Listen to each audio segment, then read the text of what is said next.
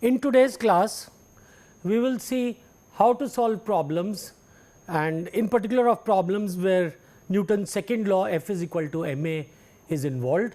And in the last class, we had already seen some problems while we were discussing Newton's second law, but let us recap the method which we should use when we want to solve problems using Newton's second law.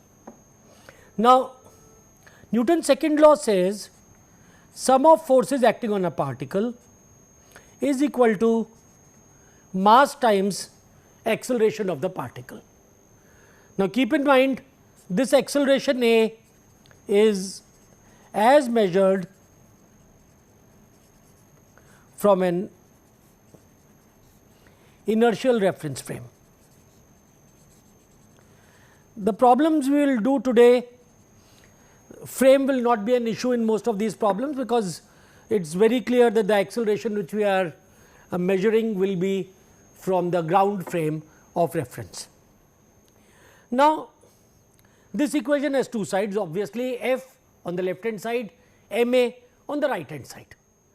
Now, what we have seen is that the information from the for the left hand side is going to come from the free body diagram which you will draw. So, the free body diagram will be a diagram where the particle or the body on which whose acceleration you want to find, you will isolate the body from the surroundings, show all the forces acting on the body. So, this diagram where the body is shown notionally and all the external forces are shown on the body is what is referred to as the free body diagram. And on the right hand side, we have this must be equal to mass times the acceleration, and in the order when you have to solve problems, what you will get, if all the forces are known, you will be able to get the acceleration. And when you do the analysis for the right hand side, in some of the problems, kinematics is what you will have to analyze, because the problem may ask, in the problem you may be asked what is the velocity of the particle after it has moved so much distance. So, once you find the acceleration, then you will have to use the relations for kinematics. If the acceleration is constant, then you will have relations like v f square is equal to v I square plus 2 a s, where if everything is along the same direction, or you take the acceleration along one component, use this relation, s will be the distance along that direction. Now, if we have only one body in question, that means there is a single particle, then all this becomes relatively easy, because you have forces acting on one body, you have mass times acceleration, the acceleration is of that same body.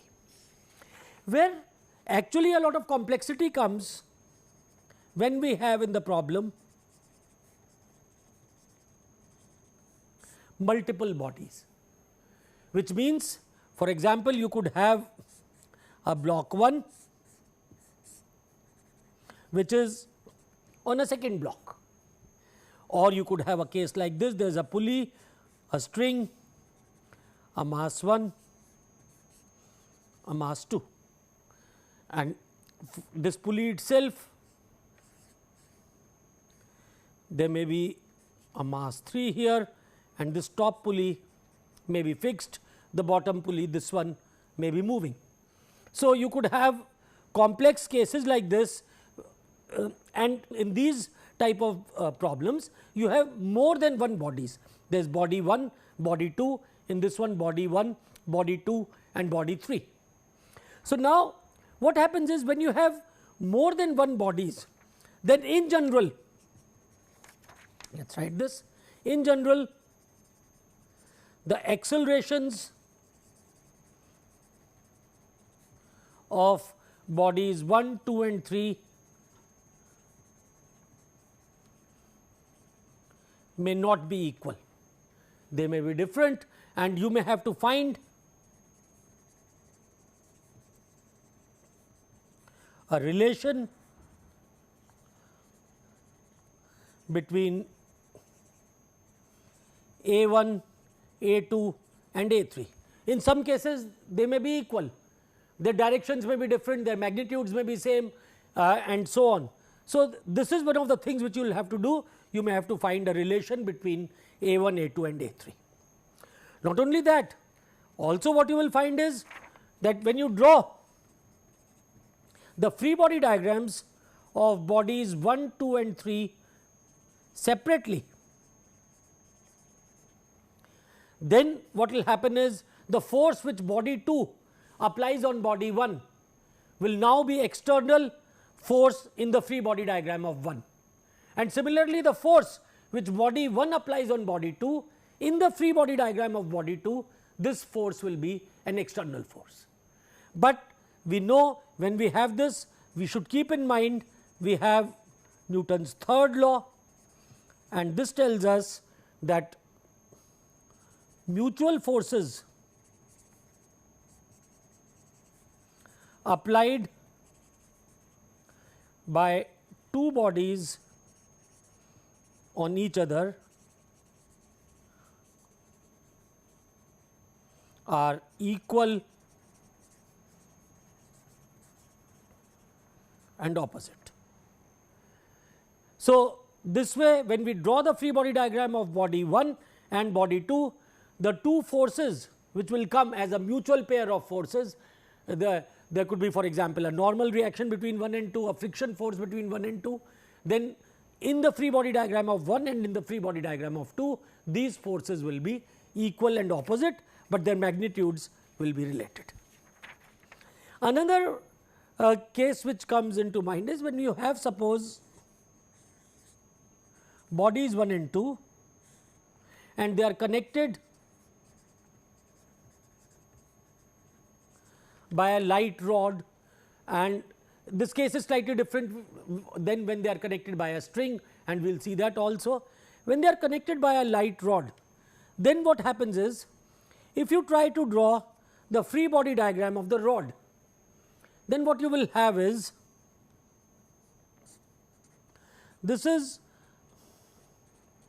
the force which the body 1 will apply on the rod. Let us show it as F1 in a general direction, and the force which body 2 applies on this rod, we show it in general as F2, and let us assume that there is no other force acting on this light rod. Now, when I apply my relation, when I write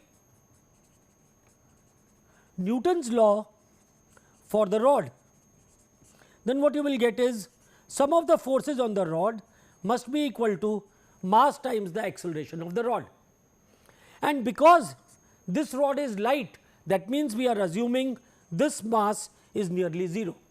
So, even if the rod is accelerating, the sum of the forces on the rod must be equal to 0.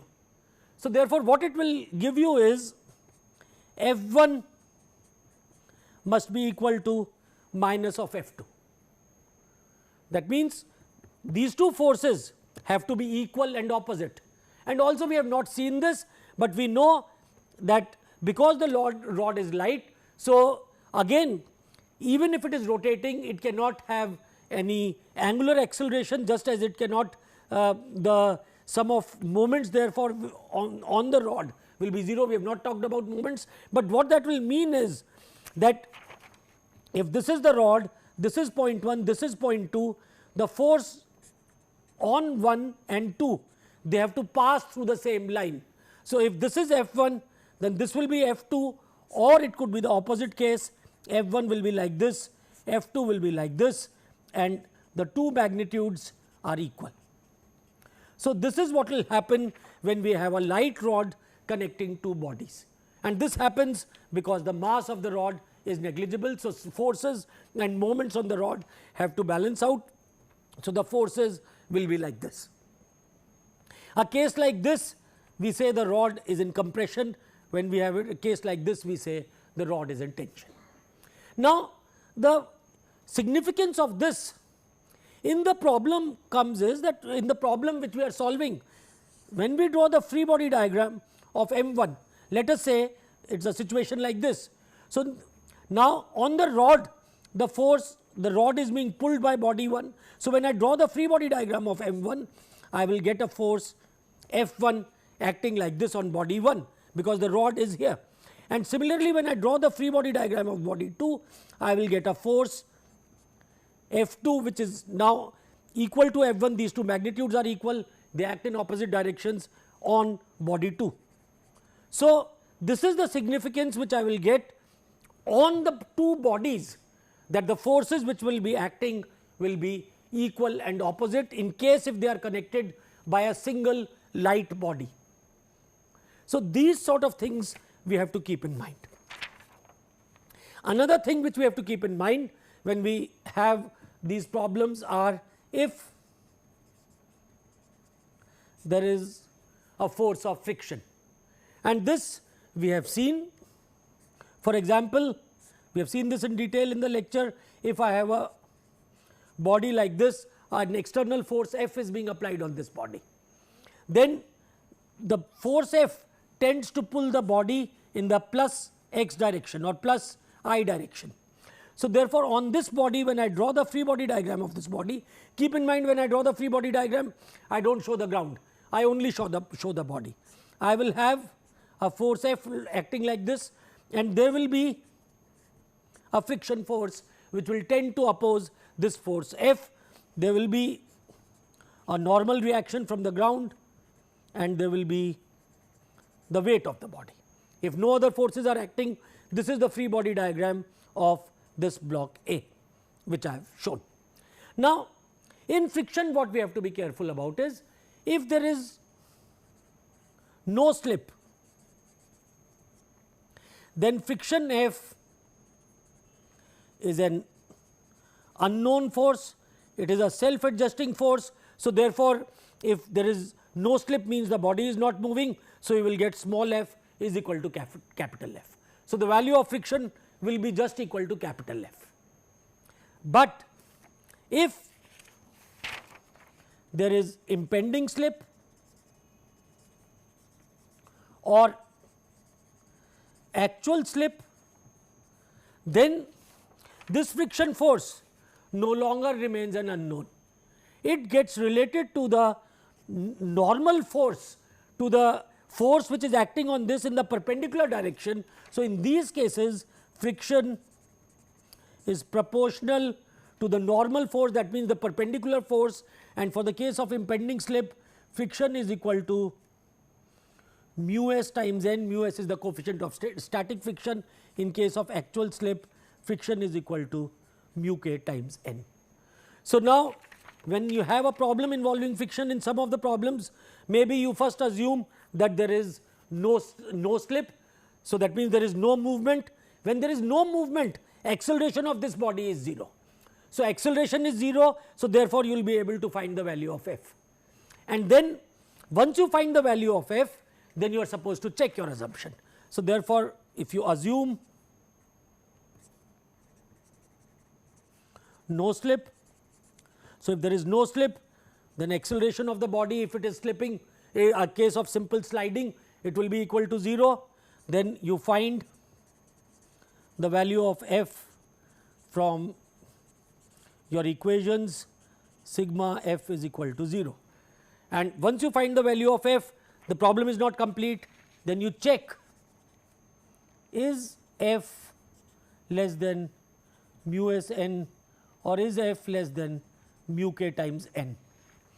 And for that, you will have to go to the y direction equations, get the value of n, and if f is less than mu s n, then assumption OK, else you resolve the problem, you assume slip. Now, once you assume slip, then you have to put f is equal to mu k times n. You have to put this value of f, and then now what will happen is, once you put in f, a is an unknown. Earlier acceleration was known, now acceleration will become that unknown, and you will solve for a. But what you have to do very carefully is put the right direction of f when you assume slip, because you know the body is going to move in a particular direction, the friction will oppose the relative slip on the body. So, that is how we solve problems involving friction. Now, one class of problems where we do encounter a lot of difficulties, especially when we are solving these problems for the first time, are problems involving strings and pulleys. And let us start with a very simple example. I will start with a very simple example of problem of strings and pulleys. What we have here is that there is a pulley P1 which is fixed, and there is a string, the string which passes on the top of pulley and comes down. One end of the string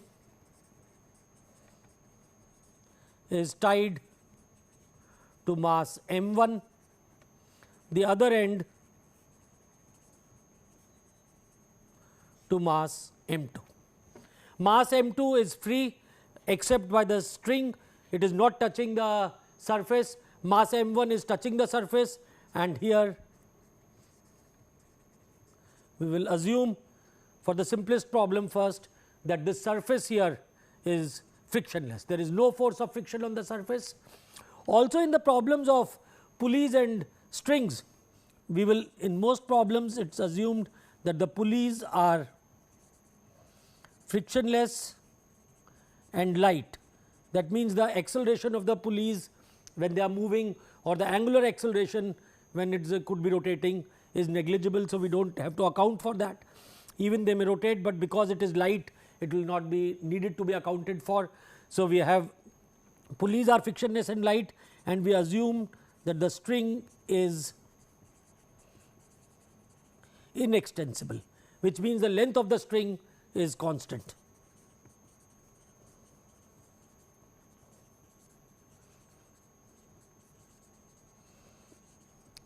In some of the more complex problems, this assumption that the surface is frictionless will be broken. You will, maybe you will be given the coefficient of friction between these two surfaces. But to start off with, we are looking at this problem. There are two masses m1 and m2. There is a pulley which is fixed to the ground, and these masses are connected by a string which is tied to the pulley. So, now we want to find the acceleration of masses m1 and m2. So, we have to find acceleration a1 and acceleration a2 of masses m1 and m2.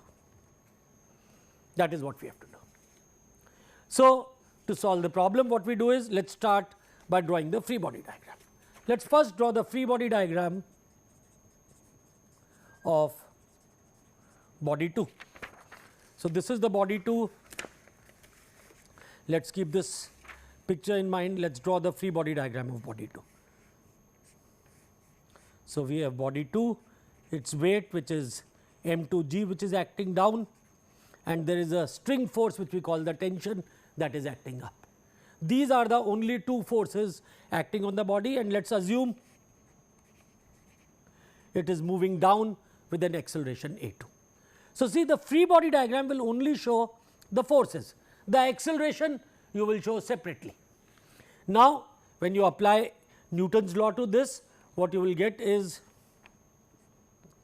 m2g minus t is equal to m2 times a2. So, this is the free body diagram of body 2. Now, we draw the free body diagram of body 1. Now, when we have a string passing over a fixed pulley, look at this, we have the pulley here and we have a string which is passing over a fixed pulley. In this case, what is going to happen is, because this pulley, the two ends are connected, this length of the string is the same. So, the magnitude of acceleration of these two bodies will be the same, because if this goes down by a distance x, this body here is going to travel right by distance x, because the length of the string is constant. So, therefore, the magnitude of the distances moved by bodies 1 and 2 will be the same. If we differentiate that, we will get the velocities are the same. We differentiate again, we will get the accelerations are the same. So, therefore, the accelerations of bodies 1 and 2 in this case will be equal. So, that is the first conclusion which we get is, if when a string passes over a fixed pulley, then the accelerations, and this let me say the magnitude of the bodies tied on the two ends are equal. And the second thing which we get is that the tension in the string is equal. That means, we have this body here, if I call this tension here as T and this tension here as T, if I call this T1, if I call this T2, if this is a fixed pulley, then these two tensions in the string are equal. This is the free body diagram of the string. If I draw the free body diagram of the body, on body 1, I will have this force due to string coming here as T1. On body 2 here, I will have this force here as T2, but from this diagram, and this comes actually from moment balance which we have not seen, T1 must be equal to T2. So, if the same string is passing over a fixed pulley, then we will have the tensions are equal. So, therefore, T1 will be equal to T2. So, coming back to the problem which we were solving, we have drawn the free body diagram of body 1, we show the tension and we show the string. Now, we draw the free body diagram of body 2 we had drawn, now we draw the free body diagram of body 1. Now, body 1 is this one which is lying on the table. Now, here firstly we have, because these tensions are equal, we get a force from the string which we call as T, that is the same as the force which is acting on body 2. In addition to this, we will have the weight, there is a normal reaction and that is it. So, these are the forces on the body 1 which are acting. This is body 1, the forces which are acting, reaction from the ground, there is no friction. So, there will be no friction force, a weight acting down and the force because of the string. And here now, if we call this as the x direction, this as the y direction, so when we apply sum of forces in the y direction, the body is constrained to move on the horizontal surface, there is no acceleration in the y direction. So, that will give us N1 is equal to mg. For this particular problem, we do not need the value of N1, but if friction between the ground was not 0, then we would have needed N1 to find the friction force. And when we apply the Newton's second law in the x direction, we will get T is equal to m1 times a1, but we also know this is a string passing on a fixed pulley. So, a1 is equal to a2. So, we straight away now we can show that tension will be equal to, when we write this equation, this one tells us tension is equal to m2 times g minus a, and the first equation tells us tension here, when we write it, this is equal to m1a and this must be equal to m1a. So, therefore, when we equate these, we get m1a is equal to m2 times g minus a, and we will get m1 plus m2 times a is equal to m2 times g, and acceleration will be equal to m2 g over m1 plus m2. Now, notice body 1 has an acceleration a which is in the plus x direction, and body 2 has the same acceleration a, but it is in the negative vertical direction. You can, if you call y as pointing up, then this is in the minus I direction, but the magnitudes are the same. Now, to make this problem slightly more complicated, if we add friction on the table for mass 1, then how will this become different? Again, for mass 2 we will still have tension which is acting, we have m2g and we will have m2g minus T is equal to m2a, assuming that body is moving down. So, we have this acceleration a down, and if I draw the free body diagram of this body, what I will get is there is a normal reaction N1, there is m1g, there is T, but now there is this force of friction. So, what I will get is N1 is equal to m1g and T minus the force of friction is equal to m1 times a. So, we are assuming this is moving like this. Now, if the body is moving, then what you will have to do is this force of friction will be equal to mu k times n1, and so you put in the value of mu k times n1 and you will be able to get a. But it is possible that this mass m2 which is there is small enough so that the body will not move. So, if you have to do an analysis like that, you first assume a is equal to 0, then you will get, if you put a is equal to 0, you will get T is equal to m2g, and you put a is equal to this T must also be equal to f. So, you will calculate the value of f assuming there is no slip, and this value of f will come out to be equal to m2g, and then you check if this force of friction is less than mu k times n1, if, or actually it should be mu s if it is static. So, you check if this is less than, friction is less than mu s times n1, and if this is less, then assumption is okay, there is no acceleration, but if you get friction has exceeded mu s times n1, then you have to come back to the problem and do it like this. So, this is how in a nutshell you will complete this problem. Now, a slightly more complex version of this problem we could take. Let us have a look at this. We have a case again, single pulley P1 which is fixed. In all these problems of pulleys, you should try to see and analyze if the pulley is fixed or not. In a fixed pulley, life is very easy. Why? Because at the two ends the magnitude of accelerations will be equal and the tension will be the same throughout the string. So, now here what we have is an incline, there is connection at both, and once again if we assume frictionless contacts at the slope as well as at the table, then what you will get is, if you now, this angle is given to be theta, if you draw the free body diagram of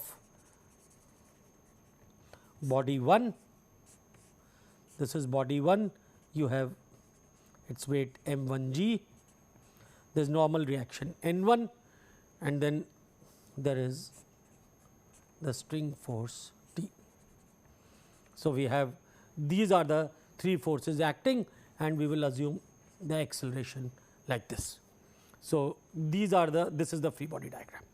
Now, in the free body diagram of body 2, we have an incline on which the body 2 is placed, and you should familiarize yourself how to draw free body diagrams of bodies like this. Now, here we realize the acceleration we are taking is down the incline. If that is the case, now if I draw the free body diagram, notice this is not the free body diagram. Why is this not the free body diagram? Because I am also showing the incline. So, in the free body diagram I will only show the body, then what I will have is there is a normal reaction N2, there is its weight m2 times g, and there is string tension T. These are the forces acting on the body. So, now when we write this, the first equation will give me N1 is equal to m1g, T is equal to m1a. There are two unknowns, only one equation. Then we go to the second equation. Now, whenever we have things like this. That means the forces are acting at angles to each other, not right angle, but some other angle. Then you have to decide along which direction you will resolve. Now, here because our acceleration is down the incline, maybe we take this as the x direction. For this particular free body diagram, the perpendicular direction as the v. So, now if we have to do it like this, then what we have to do is this weight m2g is acting vertically down. So, now what we will have to do is, if we choose our directions like this, we have to resolve m2g along x and y. How do we do this? Now, what we realize is the angle between this direction y and m2g is theta. This geometry will tell you there is theta between horizontal and the incline. So, now when I go perpendicular to the incline and the perpendicular direction to the incline and the force which is in that direction. So, we will get the angle between these two will also be theta. So, therefore, this m2g which I have acting here, when I write this, it will have this angle is theta. So, this will become m2g cos theta and this will become m2g sin theta. So, therefore, let us do it properly, let us do it again. This is m2g, these are the two perpendicular directions, this angle is theta. So, the component along this will be m2g cos theta and this component of m2g will be m2g sin theta. So, once we do this, then we have our weight like this. So, we have N2 acting here, we have T acting here, and then what I can do is I can write this as m2g cos theta, I can write this as m2g sin theta, and final acceleration is here. So, therefore, what I will get from here is N2 will be equal to m2g cos theta, because the incline this block is sliding only along the incline. So, no component along the vertical direction, and then we will have m2g sin theta minus t is equal to m2 times a. So, we know the values of m2 and theta. So, there are two unknowns t and a, one equation comes from body 1, the other comes from body 2, and we can solve this problem. Now, you see here that when we are solving these problems, we had multiple bodies, we had two bodies in these problems, but what we did was the forces which were acting on these two bodies, which was there was a common force, the tension. So, that we related was equal on both the bodies and we worked out their direction, and also we realized there is a relation between the acceleration of these two bodies which were equal. So, therefore, that is how we were able to solve these equations. Now, one thing we have seen is that one take home we can say, which can be taken from this, is that accelerations of blocks connected to the ends of the same string. I have written this, but let us write this in a more crisp form. Accelerations of blocks connected to the ends of same string passing over a fixed pulley have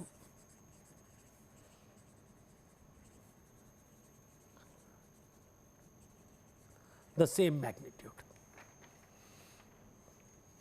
Now, about the forces, what we can say is, if there is a pulley, if this is fixed or moving, if the forces on the and there is the same string, if on left hand side the force is T1, the other side it is T2, if we have a fixed or a moving pulley, as long as the pulley is light and frictionless, for light and frictionless pulley, whether it is fixed or moving, T1 is equal to T2. So, if the same string passes on the pulley, then these two forces in the strings will be equal. Whereas, for acceleration, this relation will be valid only if we have a same string passing over a fixed pulley. Now, let us have a look at a problem where the pulley is not fixed. So, in problems with multiple accelerating pulleys and strings, we have to set up equations which relate or equations relating accelerations of various blocks or bodies which are connected by the strings. And this is done by relating coordinates of the moving blocks and pulleys to the length of the string which is fixed. Because even if the pulley is moving, what we know is the total length of the string which is there, that is fixed. So, we write the coordinates of different points and then we use the relation that the length of the string is fixed. And using this consideration that the length of the string is fixed, we can find the accelerations and relations between them. So, we will be able to find a relation between various accelerations by using the fact that length is fixed. Once again, for these problems, pulleys and strings will be considered as massless and the string will be considered to be of constant length. So, let us have a look at an example of a problem of where a multiple pulley, where a moving pulley is involved. So, let us have a look. We have a mass m1 which is on the ground. It passes over there is a thread which passes over a pulley. The other end of the pulley, this thread is connected to the fixed point here, but the pulley itself can move. The center of the pulley through another string is connected to a mass m2, and mass m2, on mass m2 a force F is being applied and it is being pulled to the right. So, this pulley which we have here in this example, this pulley is not fixed. You do not see this pulley being connected to the ground. So, this is a movable pulley. Now, here if m1, m2 and f are given, we are asked to find the accelerations a1 and a2, and once again in addition to the pulley being frictionless and light, we will also assume that these contacts between m1 and m2 and ground are frictionless. If it is not, all we have to do is also add the force of friction. The equation becomes slightly more complex, but in principle it stays the same. What we want to learn here is how do we find these accelerations a1 and a2, and how do we find the relation between them. Now, to do this, what we will do is we will write the coordinates of either the pulley or the masses, and we will write. So, let us write the coordinate of mass m1. Now, when we write the coordinates, we should keep in mind that the reference should be a fixed reference. So, that means, for example, if I look at this mass m1, if this is the position, I could either take it from the pulley or I could take it from the vertical wall. But if I take it from the pulley or the center of the pulley is moving. So, I do not take the coordinates reference from the center of the pulley. So, what I am going to do is, I am going to choose for m1, I am going to choose this as the reference, and let me call this as x1. And similarly, I look at the center of the pulley and I call this from the same reference point as x2. Now, I do not have to take the references from the same point for different bodies. In this particular problem, I have taken them from the same point. What I have to ensure is that wherever I am measuring the coordinate from, the origin or the reference point cannot be moving. If it is moving, it can still be done, but it becomes more involved, then you have to take the movement of that point also into question. So, in this case, what we have done is x1 is the coordinate of mass m1 and x2 is the coordinate of the center of the pulley. So, x1, let us write this down, x1 is the distance coordinate of m1 and x2 is the coordinate of the center of the pulley. So, now what one can see is what is the length of the string which is going on the pulley. Let me just show this. So, what we want to now write down is what is the length of the string going on the pulley. There are two strings we are talking of this string. What is the total length of this string? And this we want to express in terms of x1 and x2. So, now if I look at this from here, this total length of the string can be written as 2 times x2 twice of this length minus x1.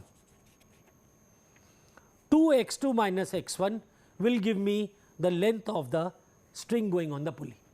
Of course, on this there is some extra length which is going on the top diameter of the pulley, but that always stays constant. So, I could say that plus pi times r or something like that, but we do not need to do that because that is a constant length. So, this total length which I have got is 2 x2 minus x1. Now, this length is constant. So, therefore, if I differentiate this, what I am going to get is, so differentiate this with respect to time. So, I will get 2 x2 dot minus x1 dot is equal to 0, and we differentiate second time, and this will give me 0 is equal to 2 times x2 double dot minus x1 double dot. So, now what we get is a relation between x2 double dot and x1 double dot. x1 double dot is the distance. So, what we have from here is x1 double dot is equal to 2 times x2 double dot. So, this x2 is the distance which the pulley moves, and also the pulley is connected to mass m2 through a string. So, the distance moved by mass m2 is also the relative distance will be x2. So, what we have here is x1 double dot is equal to x2 double dot, which means a1 is equal to 2 times a2. So, this is the relation which I get between acceleration of body 1 and acceleration of body 2. a1 acceleration of this is equal to twice the acceleration of body 2, and this comes from the fact that the length of the string must be the same. Okay. So, once we have this relation, where I get a1 is equal to 2a2, and in fact, we can generalize this. Let us first generalize this relation. If one end of a string passing over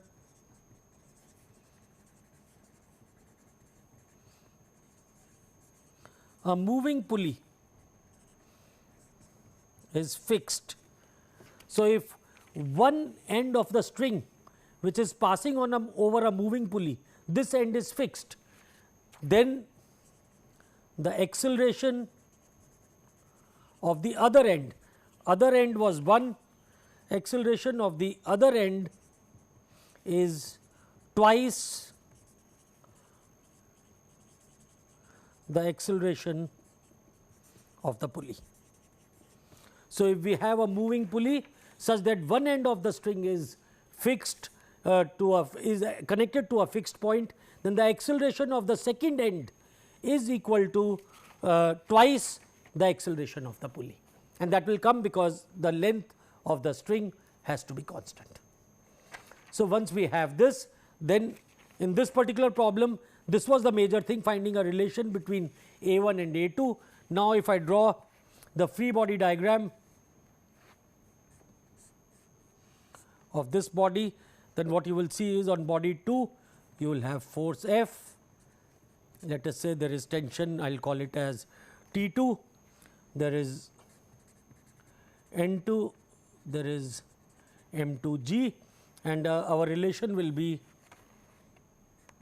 F minus T2 is equal to M2 times A2. Now, once again there are two unknowns, T2 and A2, and there is only one equation. So, then we move to the free body diagram of body 1.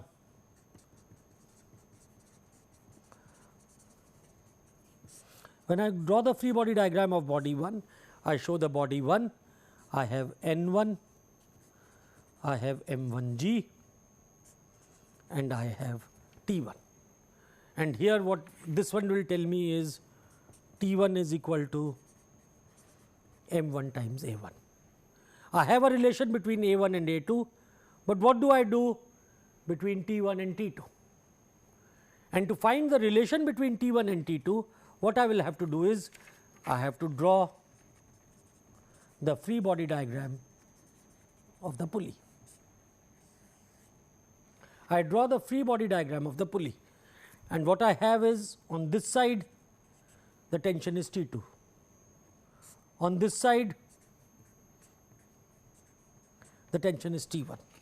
Notice these are in opposite direction because of action and reaction. We are drawing here the free body diagram of body 1. Here we are drawing the free body diagram of the string of the pulley. I have somewhere cut this string, and I have the pulley and the string is shown. I have cut the string. So, I am showing the forces on the string which will be opposite to the forces acting on the block.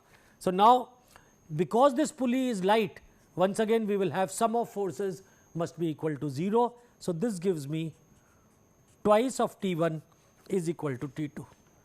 So, now I have enough equations. F minus T2 is equal to M2A2, T1 is equal to M1A1, 2 T1 is equal to T2, and I had already got the equation A1 is equal to 2A2. So, using all this, when I work out, what I get is, so we have a relation T1 is equal to M1A1. This comes from free body diagram of 1. Free body diagram of 2 gives us F minus T2 is equal to M2A2, but now we know A1 is equal to 2A2. So, therefore, T1 is equal to M1 times A1. So, it becomes equal to 2 times M1 times A2, and we get F minus T1 T2 is equal to 2 T1. So, F minus 2 times M1 A2 is equal to M2 A2, and this gives us F is equal to 4 M1 plus M2 times A2, and so we can find A2, and hence we can find A1. Next, let us look at another problem which is slightly more involved. In this case, what we have is a mass M1 which is connected to a pulley, and this pulley is through a string connected to a second pulley P2. Pulley P1 is fixed, pulley P2 is moving, and on one end of the pulley P2 we have a mass m2, on the other end of the pulley P2 we have a mass m3. But now pulley P2 is moving, and the problem we have to find A1, A2 and A3, and once again we assume frictionless surface, frictionless pulleys and light pulley and constant length string.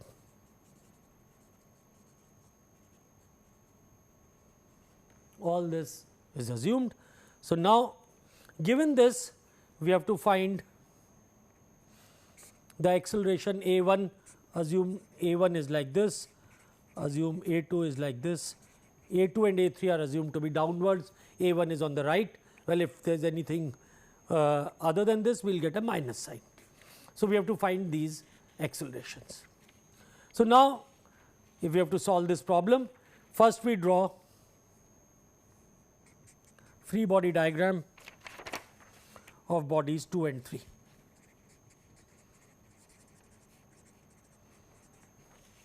So, when I draw the free body diagram of body 2, I have got M2G tension T2. I draw free body diagram of body 3, we have M3G, and now once again this tension is equal to T2, and we have this acceleration is A3, this acceleration is A2. A2 is not equal to A3 because the pulley P2 is moving. So, we have these two relations, and from here we can directly get M2G minus T2 is equal to M2A2, M3G minus T2 is equal to M3A3. So, these are two relations, but then we have another unknown T2. So, next what we do is, so we have started from the bottom of the problem, now we draw the free body diagram of the pulley 2. So, if I draw the free body diagram, I have T2, T2, and let this force here be termed as T1. So, clearly from here we get T1 is equal to 2 times T2. Next we will draw the free body diagram. So, we have drawn this. So, we have found a relation between T1 and T2. Then we draw the free body diagram of M1. When I draw the free body diagram of this, what I get is N1, M1G and T1, and this free body diagram and this T1 I can write it as 2 T2. So, this free body diagram directly tells me 2 T2 is equal to M1 times A1. So, now I have, this is my third equation. Now, if you look at the unknowns A2, A1, A3, 3 acceleration and 1 tension. T1 we have already got rid of by writing this equation. So, now still we need one more equation. So, we have A1, A2, A3 and T2. We have 4 unknowns and we have 3 equations. So, now what we will do is we will find a relation between the accelerations. So,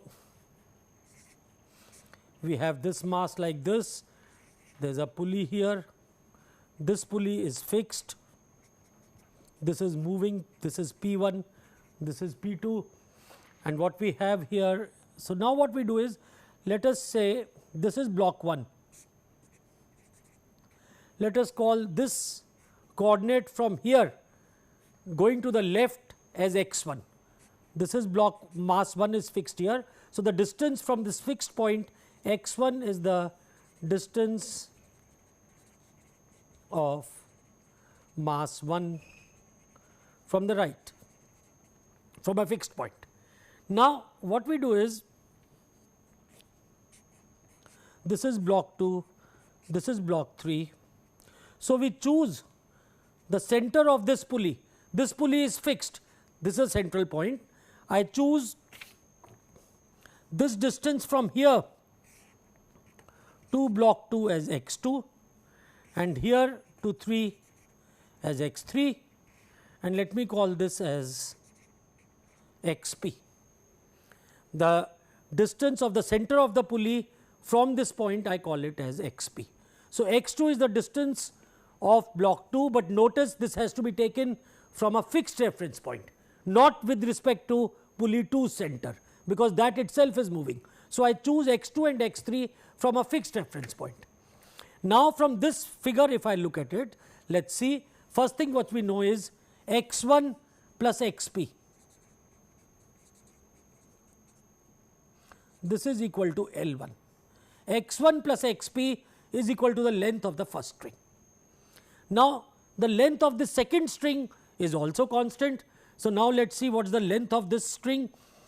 This distance is x2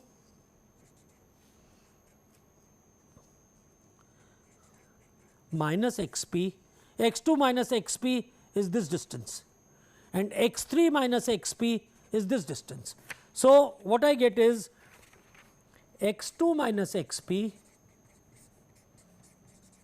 plus x3 minus xp is equal to L2. x2 minus LP, x2 minus xp plus x3 minus xp is this. So, therefore, from here what I get is x2 plus x3 minus 2 xp is equal to L2, and for xp I can put as L1 minus x1. So, x2 plus x3 minus 2 times